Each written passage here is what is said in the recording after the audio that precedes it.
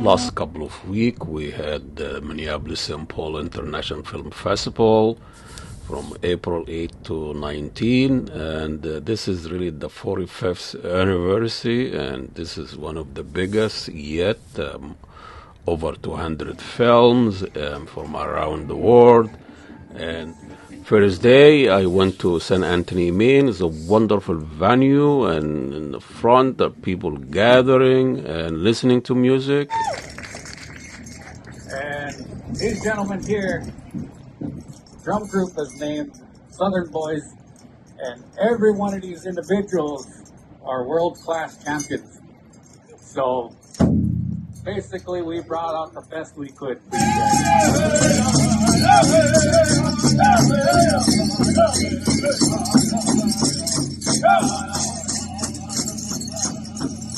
First, we met the man behind selecting all these films that probably hasn't slept for 2-3 weeks. Well, this is the 45th festival. Every festival has a theme. Is there a theme here? Yeah, for this one? The theme is, first of all, it's the celebration of humanity. It's really is about, the world is kind of in a similar position. There's the films sort of radiate that. I think there's a lot of serious films here. Very, serious in the sense of the concept and the construction. No real big, large productions have been pretty controlled, and I think that people have loved what they've seen. This is our biggest festival in the history of the film society. For whatever reason, more people have come. People have bought tickets, seen films, more so than ever before, and I think that's contributed to the fact the films we selected this year. First of all, we do that. We look for submissions, but we request certain films. We check out other festivals and what they pick. But we as a group, since there's like 5 of us really that sort of make the final decision, we each take a section of the world and we divide it up, and then when we find a film that we think is really good, we present it to the overall audience, which is our programming team of 5, and discuss it, and not everything gets past the cut, but a lot of things that we unifiedly think is important films for the festival for this year we do. This is the second time you use Edina Theater? You get the suburban people there. We try, because, this is downtown. But no, to be perfectly honest, we tried it last year for just a couple of days to see how it worked, and they came to us and said they want it back. Oh, really? Yeah. So this film I saw, The Captive, is an Oscar-winning film, and the story of Miguel de Cervantes, author of the one who wrote the classic Don Quixote, and the soldier. He was captive in Algeria for over 7 years or so. And the film caused some serious discussions, and a professor of literature represented the film, and she talks about how the film exposed fake values on both sides.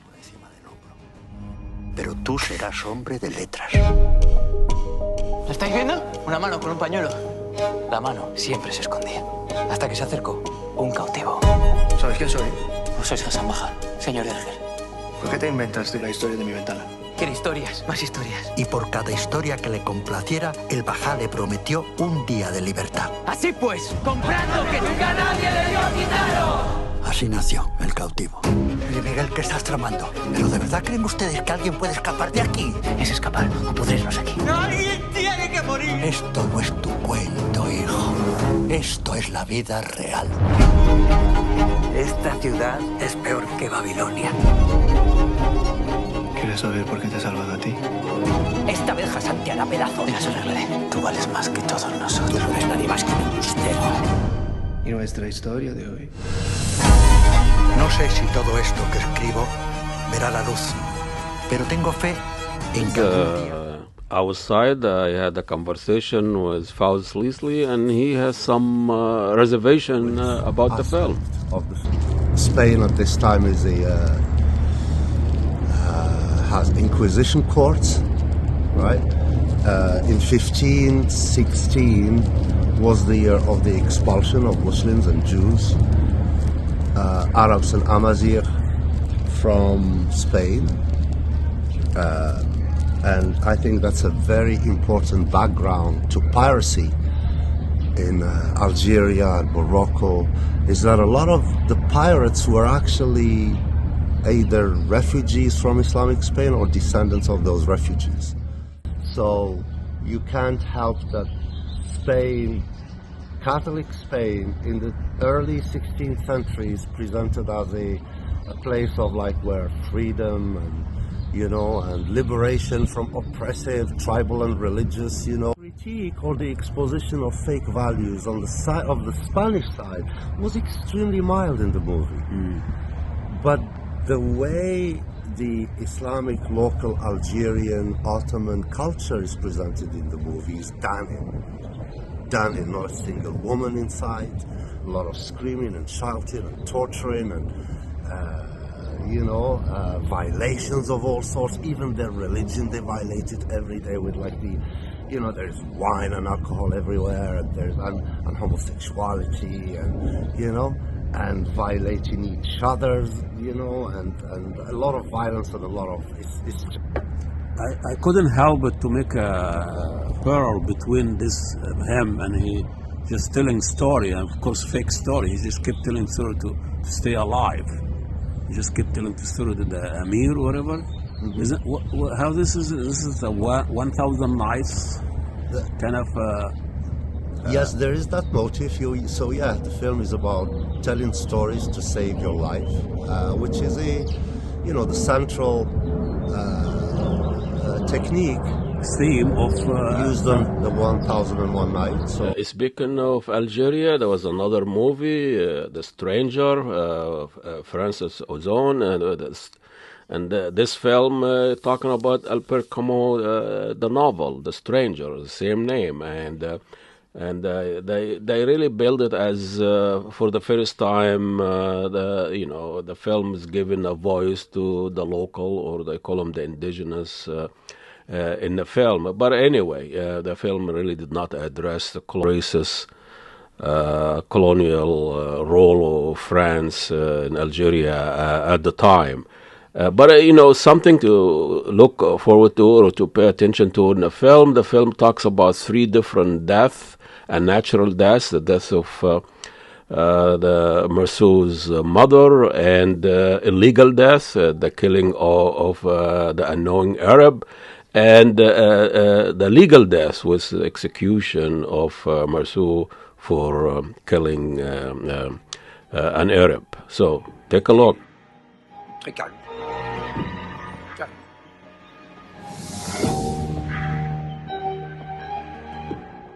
Moi aussi, je me demande parfois si je t'aime.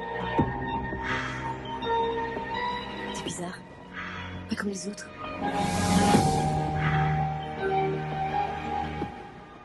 Meursault est innocent.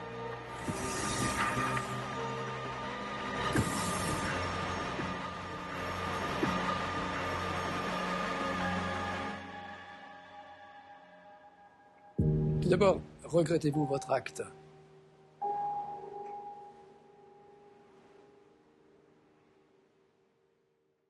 The next film, a full plate, and it was really a full plate, full of issues and for complicated for director Chatterjee, and she really tried to handle the issue of minority, Muslim minority, and how independent women try to make it outside of the family traditional role, and it's interesting to see how really a Muslim woman in India, and I thought hijab was only an obsession of the West, but obviously it was an issue in India, where I thought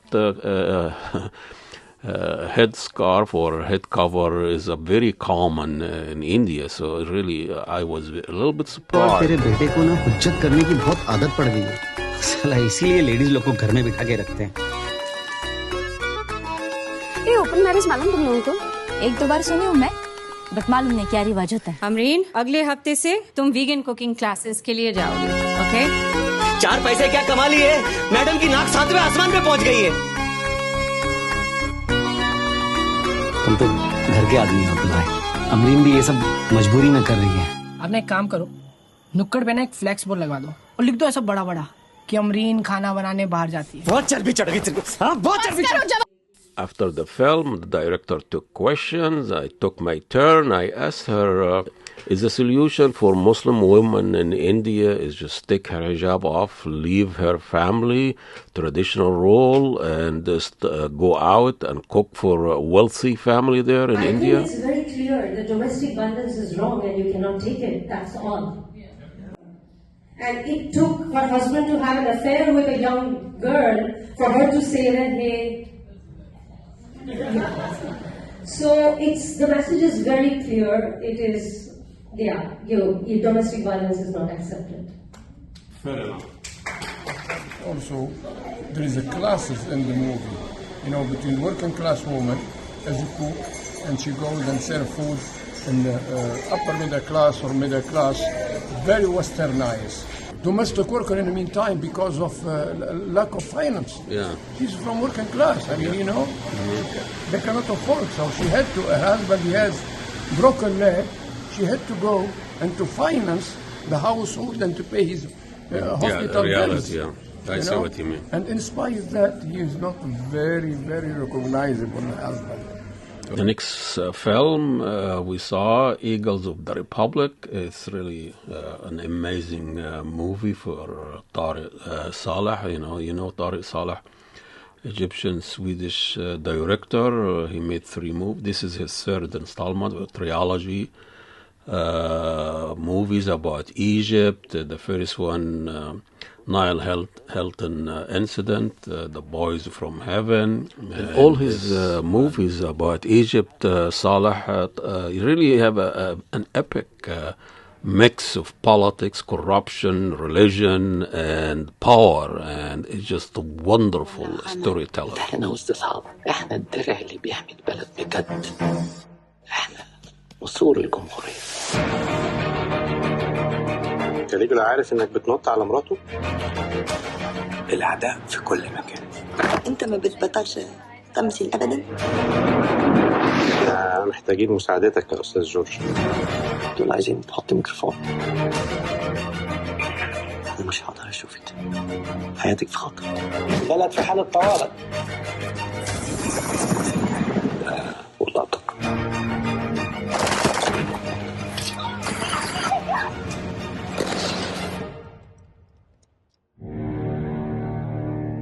And I like it so much. It's realistic, and it shows a lot of sides to the political regimes and how they can manipulate and hide many things from the people. It was very interesting because it's about how power can just have everything they want, and they can buy anyone they want, and they can hurt people, and they can manipulate people, and they can make other people become a manipulator just like them. Yeah. We're discussing what the meaning is, and we see a lot of parallels to what's happening in the world today. What are your morals versus choices, what the culture is asking of you or the government is asking of you. So wow. I thought it was very powerful. We thought it was very powerful, yes. And we're always wanting to learn about different cultures and different countries, yes. And it is something that will stick with us for sure. Can you add something to this? She said a lot. It's hard to top that. I don't know. I have to edit it out of somewhere. Be a movie critic. I want to edit something out so I can get your. The slow drip, drip, drip, and the accretion of detail that added to. You're fond of Tariq Saleh? Yeah. Well, I came to see it when I saw his name on it. I knew I had to come. Reminds me of this country where we're going. We're very intense. I'm very political, and just made me think of a lot of things that are going on here and going on everywhere. Finally, I have a chance to go Edina and Edina Landmark Theater and to see Happy Birthday. Film was showing there, and I think it was help with Mizna make possible. Tell us a little bit about the logistic and how is the experience different than the one St. Anthony Main? Yeah, so at St. Anthony Main they have a lot of shows going at the same time, And so we just have one theater here, which is really cool. So when you're coming in, you get to kind of go straight to your theater. We have kind of a rush line that's going to form in case we have a sold out show and then you want to experience that. Otherwise, we have a beautiful gold bar upstairs that you can head up to. Of course, in Edina, with a new theater and their extremely comfortable seats, you have to have some popcorn. What are you going to see, Ahmed? Huh? What are you going to see today? Egyptian movie Birthday. My name is Mary. And how long have you been involved with This is my first year, and I feel like I won the lottery getting to see all these movies just for volunteering and taking chance to introduce the film and give some insight about the director and the film itself. Happy birthday. And it's interesting, I was looking about how this film is actually screened and promoted in Egypt. And actually the name of the movie is written in Arabic, Happy Birthday. You know, so that's the thing, because celebrating birthday is not a thing in Egypt, you know. Surviving every day, that's a birthday every day. So it's not a big thing. I don't think I remember I had ever my birthday was celebrated. So it's not a thing. This is the new thing, and this is neoliberalism and westernized of Egypt. So people pick up on those holidays. And like when I was in Egypt a couple of years ago, I see Black Friday sales in Cairo. And I asked them, well, you know what the Black Friday is? I have no idea. Just read it in English, that means the price is going to be high or whatever. But this movie is nominated to Oscar by Sahar Gohar, and this is her first movie. You know, this is her first movie, and I think people start now paying attention to some of the social issue. This issue about class and the people from the South, and the idea that now every family needs a maid, and the maids in Egypt, there is a hierarchical name. If you get it from the South, you get it from North. If you get it from Thailand, and if you get it from Ukraine, people will use the maids like you get a new iPhone, so iPhone 5, iPhone 6. So it's really something to brag about it. The other day I was in Cairo and I saw a family having Happy Meal, whatever. In Egyptian, when go to McDonald's, they actually sit down and eat. It's like a meal. And they order 4 burgers and whatever. So it's like a fine dining mother meal. And the maid was sitting in the front of McDonald's as on the sidewalk, waiting for them to finish their meal. So it's just an irony. You're eating junk food, but you pretend that you have a maid sitting there in the front. السمك مش هينط في الجيركن لوحده يا حلت امك.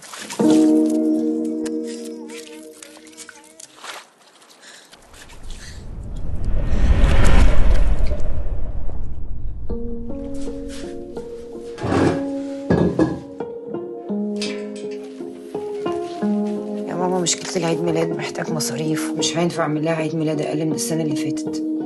انا مش هعمل عيد ميلاد. لو خدت لك العيد ميلاد تعمل هتسيب لي شمعة اعمل عليها الوش؟ ماشي.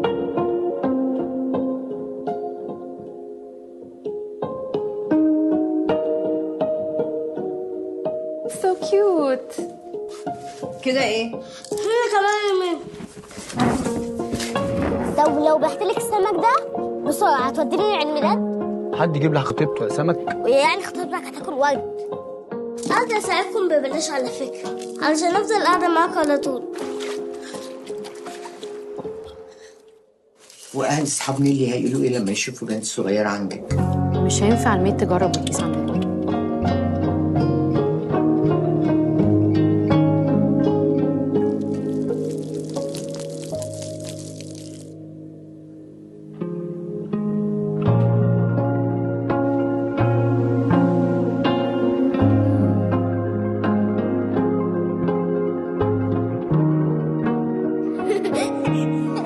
مش كسفاني انتي تعملي فيا كده؟ الناس يقولوا عليا ايه؟ هضربك اخلعي. دايا دايا تعالي